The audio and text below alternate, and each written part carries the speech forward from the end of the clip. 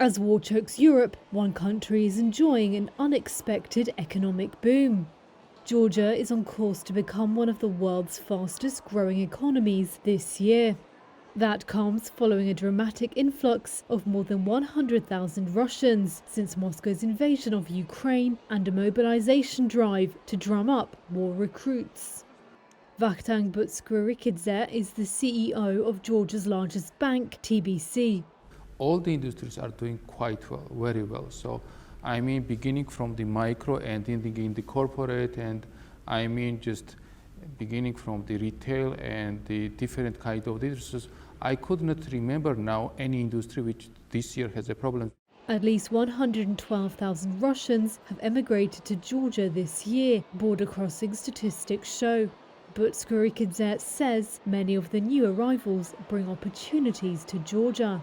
These migrants are very helpful because part of them, and probably the majority of them, very young, technology educated people who have a knowledge, and probably for us, for TBC, but also for the other Georgian company, this is a quite useful opportunity to use that.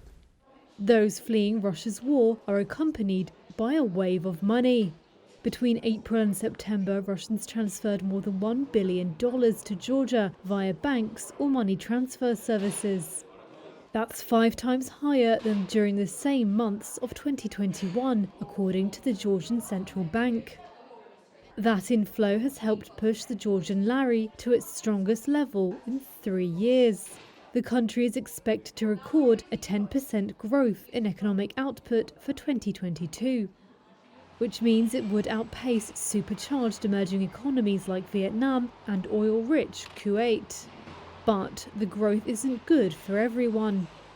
The arrival of tens of thousands of Russians, including many tech professionals with plenty of cash, is driving up prices and squeezing some Georgians out of parts of the economy, including education and the housing rental market.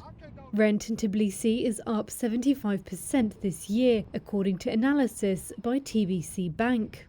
Shavkat Suryani is the CEO of Arki, one of Georgia's largest real estate development companies.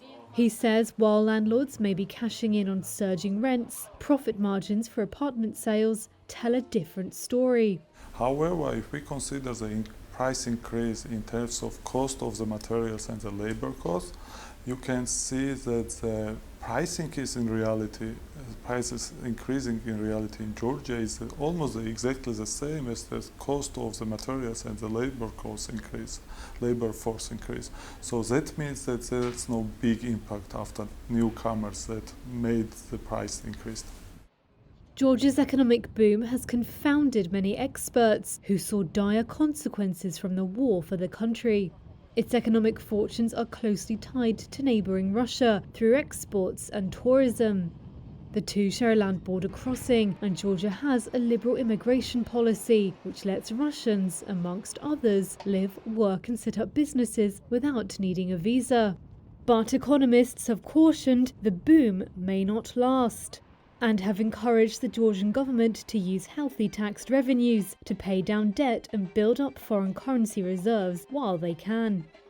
Business leaders have also raised concerns that Georgia could face a hard landing should the war end and Russians return home.